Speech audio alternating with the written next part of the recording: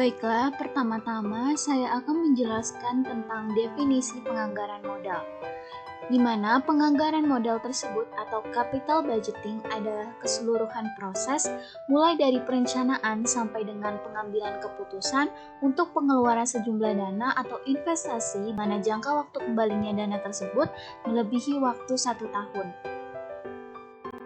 Proses penganggaran audit. Langkah pertama itu menghasilkan ide-ide investasi bisa datang dari mana saja. Dari atas atau bawah organisasi, dari departemen atau area fungsional manapun, atau dari luar perusahaan. Menghasilkan ide investasi yang baik untuk mempertimbangkan adalah langkah terpenting dalam prosesnya. Langkah kedua itu menganalisis proposal individu. Langkah ini melibatkan pengumpulan informasi untuk meramalkan arus kas untuk setiap proyek dan kemudian mengevaluasi profitabilitas proyek. Langkah ketiga itu perencanaan anggaran modal. Perusahaan harus mengatur proposal yang menguntungkan menjadi satu kesatuan yang terkoordinasi, yang sesuai dengan strategi perusahaan secara keseluruhan, dan juga harus mempertimbangkan waktu proyek. Beberapa proyek yang terlihat bagus ketika dipertimbangkan secara terpisah, mungkin tidak diinginkan secara strategis karena masalah keuangan dan sumber daya nyata. Penjadwalan dan prioritas proyek adalah penting. Dan langkah yang keempat yaitu pemantauan dan pasca audit. Dalam pas audit, hasil aktual dibandingkan dengan hasil yang direncanakan atau diprediksi, dan setiap perbedaan harus dijelaskan. Misalnya bagaimana pendapatan, pengeluaran, dan arus kas yang direalisasikan dari suatu investasi dibandingkan dengan prediksi. Proyek modal pasca audit penting karena beberapa alasan. Yang pertama, membantu memantau perakiraan dan analisis yang mendasari proses penganggaran modal, kesalahan sistematis, serta seperti perkiraan yang terlalu optimis menjadi jelas. Yang kedua, membantu meningkatkan operasi bisnis. Jika penjualan atau biaya keluar dari jalur, itu juga memusatkan perhatian pada membawa kinerja lebih dekat ke harapan jika memungkinkan. Akhirnya, pemantauan dari pasca audit investasi modal baru-baru ini akan menghasilkan ide-ide konkret untuk investasi masa depan. Prinsip penganggaran modal atau capital budgeting. Yang pertama, keputusan didasarkan pada arus kas. Keputusan tidak didasarkan pada konsep akuntansi seperti laba bersih.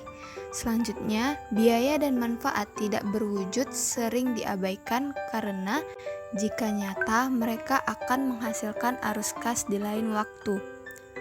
Kedua, waktu arus kas sangat penting. Analis melakukan upaya luar biasa untuk merinci secara tepat kapan arus kas terjadi. Ketiga, arus kas didasarkan pada biaya peluang. Berapa arus kas tambahan yang terjadi dengan investasi dibandingkan dengan apa yang akan terjadi tanpa investasi. Keempat, arus kas dianalisis berdasarkan setelah pajak. Pajak harus sepenuhnya tercermin dalam semua keputusan penganggaran modal. Dan yang terakhir yaitu biaya pembiayaan diabaikan. Ini mungkin tampak tidak realistis, tetapi sebenarnya tidak. Sebagian besar waktu, analis ingin mengetahui arus kas operasi setelah pajak yang dihasilkan dari investasi modal. Metode Net Present Value. Net present value adalah nilai sekarang dari arus kas masa depan setelah pajak dikurangi pengeluaran investasi. Metode net present value merupakan metode yang dilakukan dengan cara menghitung selisih antara nilai sekarang dari aliran kas masuk bersih atau proceeds dengan nilai sekarang dari biaya pengeluaran suatu investasi atau outlays. Rumus dari metode net present value yaitu NPV sama dengan sigma NT sama dengan 1 kali CFT per 1 tambah R pangkat T dikurang I, di mana CFT adalah aliran kas masuk pada periode T, I adalah nilai sekarang investasi atau net outlay, R adalah discount rate, T adalah tahun, dan N adalah umur investasi atau proyek. Berikut contoh soal perhitungan metode net present value, yaitu sebuah proyek investasi memiliki nilai investasi 750 miliar rupiah dengan aliran kas bersih atau net cash flow setiap tahunnya adalah 250 miliar rupiah. Jangka waktu proyek adalah 5 tahun. Hitunglah nilai net present value dari proyek tersebut jika discount rate R adalah 10%. Dari soal di atas, diketahui CFT sama dengan 250 miliar, R sama dengan 8%, I sama dengan 750 miliar, dan N sama dengan 5. Maka, substitusikan ke dalam rumus, yaitu sigma N T sama dengan 1 kali CFT per 1 ditambah R pangkat T dikurang I. Maka NPV sama dengan jumlah dari 250 per 1 ditambah 0,08 pangkat 1 sampai 250 per 1 ditambah 0,08 pangkat 5 dikurang 750. NPV sama dengan 947,7 dikurang 750, maka NPV-nya sama dengan 197,70 miliar rupiah. Untuk mempermudah kita, dapat dibuatkan tabel sebagai berikut, di mana di dalam tabel berikut terdapat rincian dari tahun 1 ke tahun 5 dengan total present value net cash flow-nya adalah 947,70 miliar rupiah. Metode selanjutnya yaitu payback period. Payback period adalah jumlah tahun yang diperlukan untuk memulihkan investasi awal dalam suatu proyek. Pengembaliannya didasarkan pada arus kas.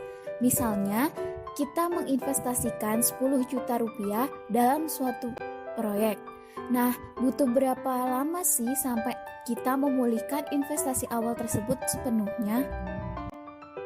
Oke, kita masuk ke dalam contoh soal payback period. Di dalam suatu usulan proyek investasi senilai 100 juta rupiah dengan umur ekonomis 4 tahun dan syarat periode pengembaliannya 2 tahun dengan arus kas sebagai berikut. Tahun pertama 50 juta, tahun kedua 40 juta, tahun ketiga 30 juta, dan tahun keempat 20 juta. Penyelesaiannya adalah di mana di dalam soal dijelaskan syarat periode pengembaliannya adalah 2 tahun. Tetapi dari tabel arus kas tersebut di tahun kedua investasi tersebut belum kembali sepenuhnya. Maka di sini kita akan mencari pada jangka waktu berapa investasi 100 juta tersebut dikembalikan sepenuhnya.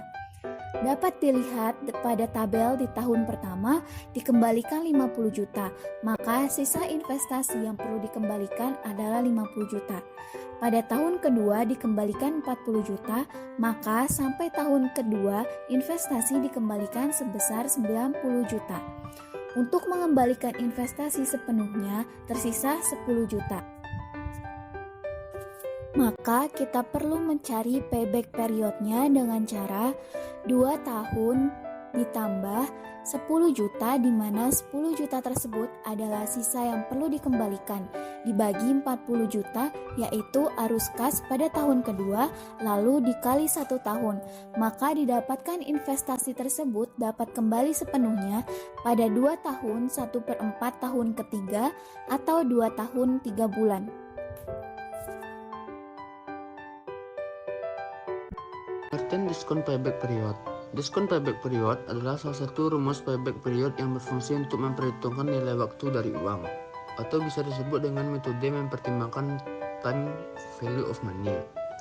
Metode perhitungan diskon payback period dilakukan dengan cara menambahkan present value aliran kas masuk setiap tahunnya, hingga tercapai jumlah yang sama dengan jumlah investasi awal. Pengertian diskon payback period. Contoh soal, sebuah proyek membutuhkan investasi awal sebesar 500 juta dengan ekspektasi arus kas sebesar 100 juta pada tahun pertama, 130 juta pada tahun kedua, 160 juta pada tahun ketiga, 170 juta pada tahun keempat, dan 200 juta pada tahun kelima. Diasumsikan berupa tingkat suku bunga yang diharapkan investor adalah sebesar 12%. Berapa lama diskon payback period atas investasi tersebut? Jawabannya adalah sebelum memulai perhitungan, langkah pertama yang dilakukan yaitu menghitung nilai sekarang atau present value dari arus kas periode. Perhitungan tersebut dapat menggunakan rumus PV arus kas, yaitu arus kas periode KN dikali 1 dibagi 1 ditambah I dikali N. Setelah dapat dari perhitungannya, diskon payback period ada di antara periode ketiga dan periode keempat. Nilai absolut dari diskon payback period investasi tersebut adalah 4 ditambah buka kurung min 85,2 dibagi 113,5. Dapatkan hasil 4 ditambah 85,2 per 113,5. Jadinya adalah 4 ditambah 0,75, sehingga didapatkan lama waktu pengambilan investasi proyek tersebut adalah selama 4,75 tahun.